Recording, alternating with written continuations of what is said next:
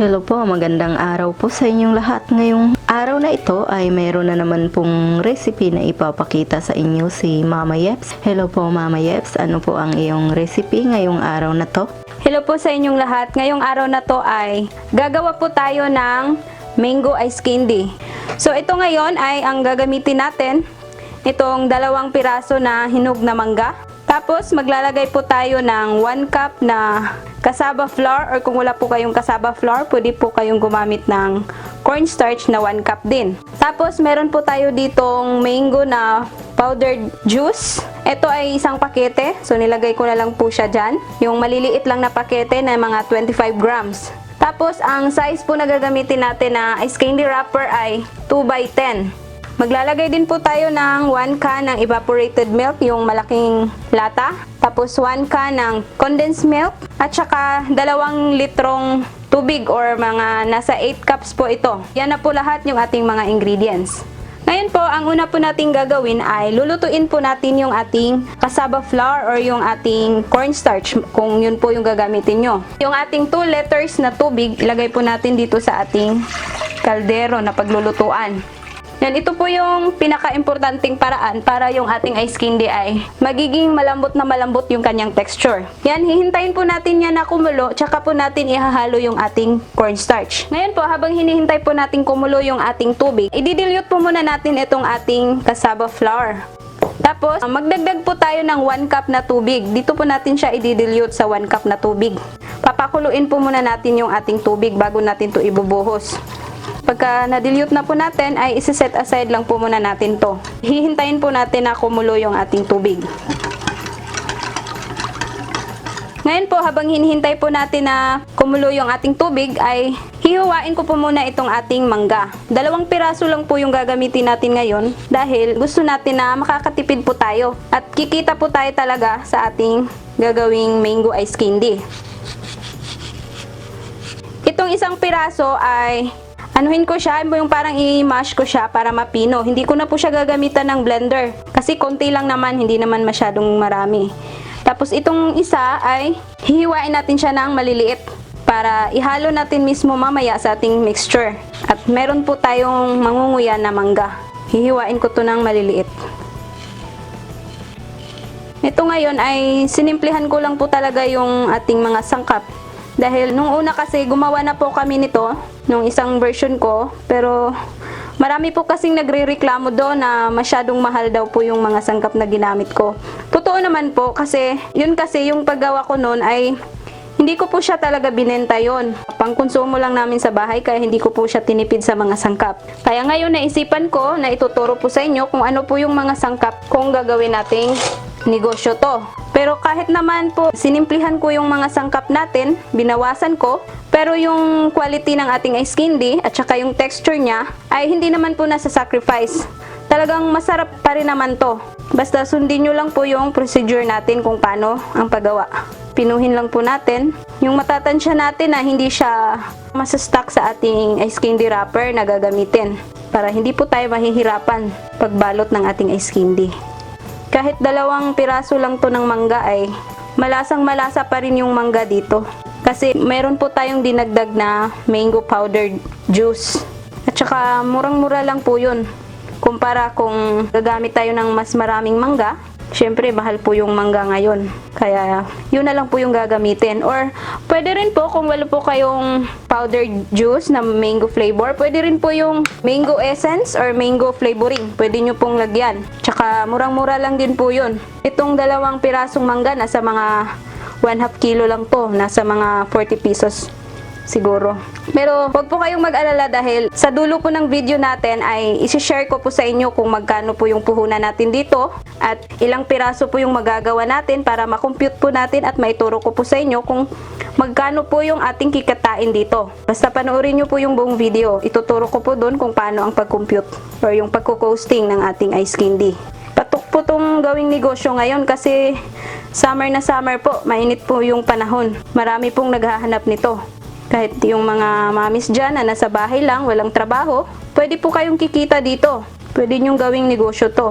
Kasi madali lang naman po siyang gawin. Pagka natapos na po nating napino, set aside muna natin dahil ito naman po yung ating imamash. Hindi ko na po siya gagamitan ng blender kasi yung iba po, 'di ba, walang blender. Pwede naman po natin tong mano-mano lang kasi hindi naman pang maramihan. Siguro kung pang maramihan na talaga yung gagawin nyo, kinakailangan nyo na pong gumamit ng blender para mas mapabilis po yung trabaho. Hindi po kayo mahihirapan. Tsaka tipid po yung sa kuryente kung hindi na po tayo gagamit ng blender.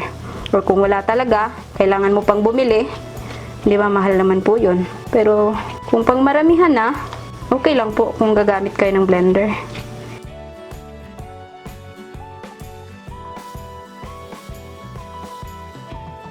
Ngayon, para mapino po talaga natin yung ating mangga, gagamitan po natin itong ating tinidor. Didiin lang po natin. Hindi naman po siya mahirap kasi yung mangga na gamit natin ay hinog na hinog po.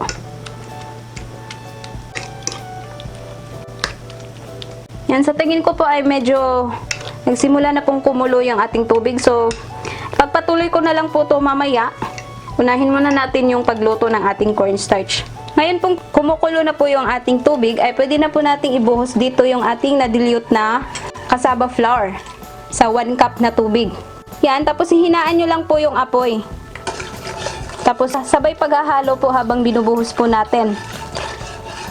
Talagang inuuna ko po yung pagluluto natin ng cornstarch kasi gusto ko po na malalaman ko na lutong-luto po talaga yung ating cornstarch kasi pag luto na po ay makikita po natin na mag-translucent po yung kanyang kulay na hindi na puti. Kasi kung isasabay ko siya sa gatas, di ba po puti yung kulay niya. So hindi mo malalaman na naluluto na po yung ating cornstarch. Tsaka ko na po ibubuhos dito yung ating gatas at tsaka yung ating powder mango flavor. Pagka nasigurado na po talaga natin na luto na ito. Halo-haluin lang natin para hindi manikit sa ilalim or di masusunog yung ating cassava flour. Yan o, sobrang lapot po niya. Pagka ganyan na naluluto na yung ating cassava flour or cornstarch, pwede na nating ibubuhos yung ating evaporated milk. Yan, haluin lang natin para mag-mix po ng mabuti. Pati rin po yung ating condensed milk. Yan, isang lata po to. Hindi na po ako magdadagdag ng asukal dito kasi matamis na po to kasi isang lata po yung gamit natin. Haluin lang po natin para matunaw po yung ating mga gatas na nilagay. Basta mahina lang po yung apoy natin. Ngayon po ay nilipat ko po pala siya dito sa ating malaking kawali dahil medyo maliit po yung kaldero na nilutuan ko. Para maihalo ko po siya ng mabuti. Yan, haluin lang natin para ma-mix po natin ng mabuti. Tapos, pwede na rin po nating ilagay itong ating powdered mango juice. Yan, haluin lang po natin para matunaw siya at hindi magbuo-buo. Yan o, yung kulay niya ay para na po talagang mangga.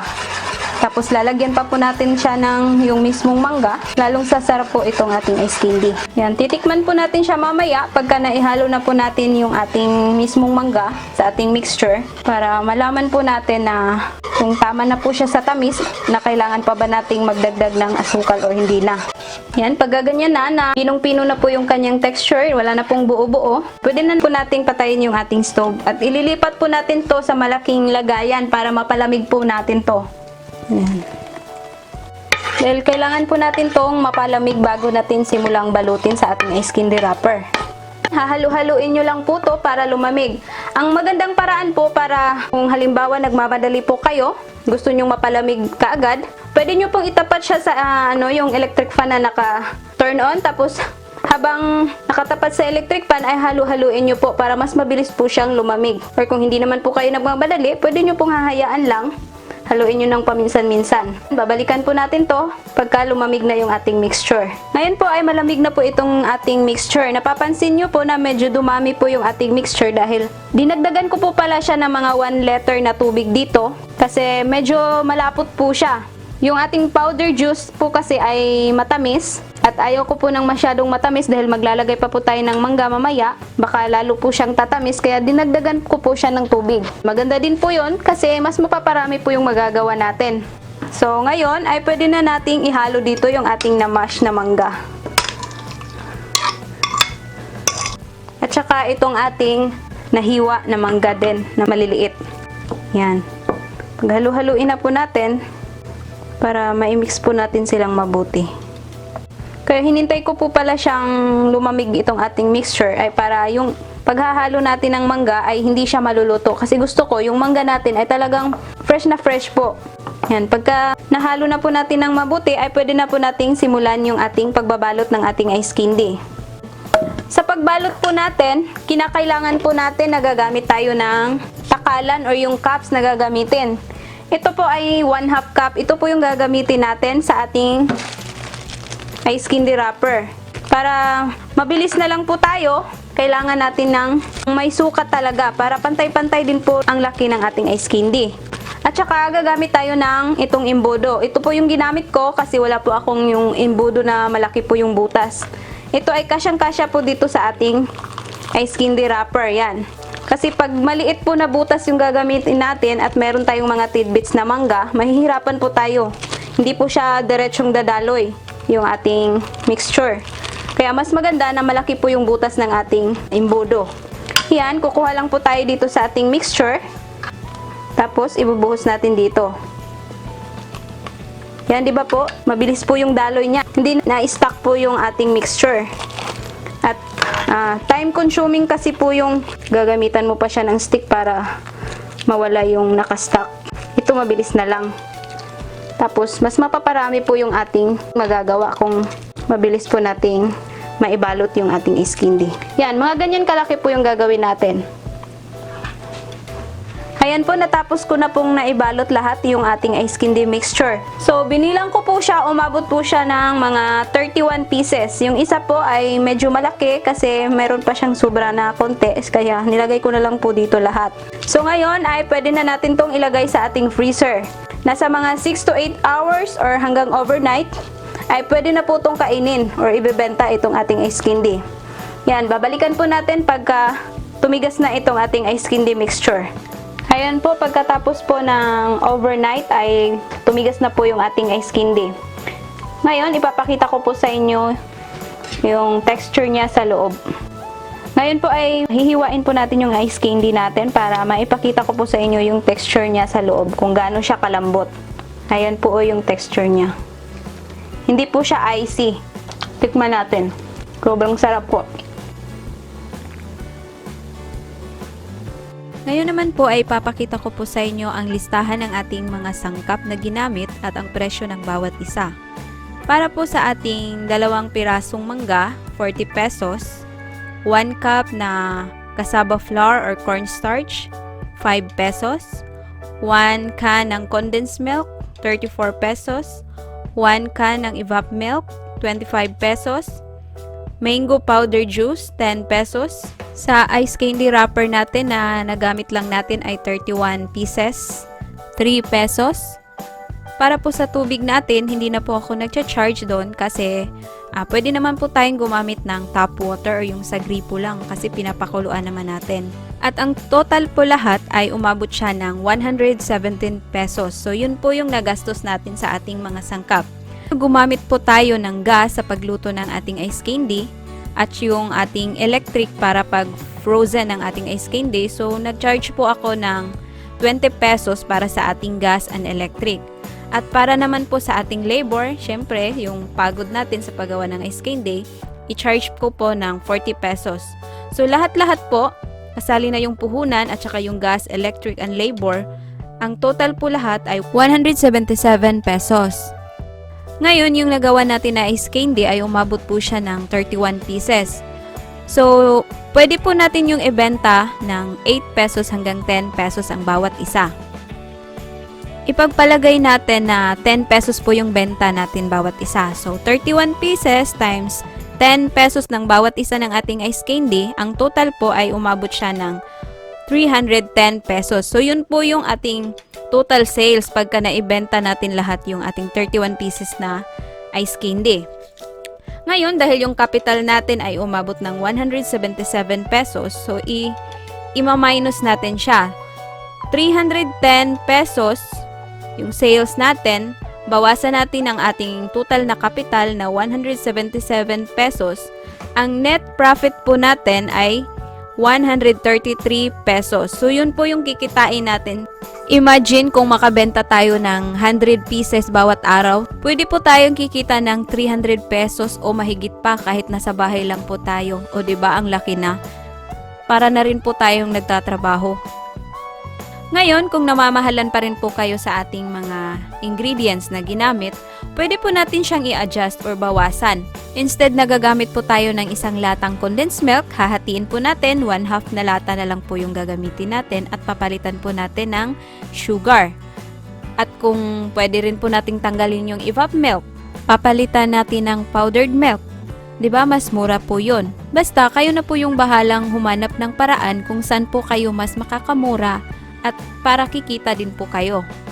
Basta lagi lang po nating isipin na hindi po masasacrifice yung quality ng ating ice candy at ang sarap ng ating ice candy para babalik-balikan po ng ating mga customer. Ito na po ang ating mango ice candy na ginawa ni Mama Yeps. Sana po ay subukan nyo ang recipe ito. Sana ay magustuhan ninyo. At sana mag-like, mag-subscribe, mag-share po kayo.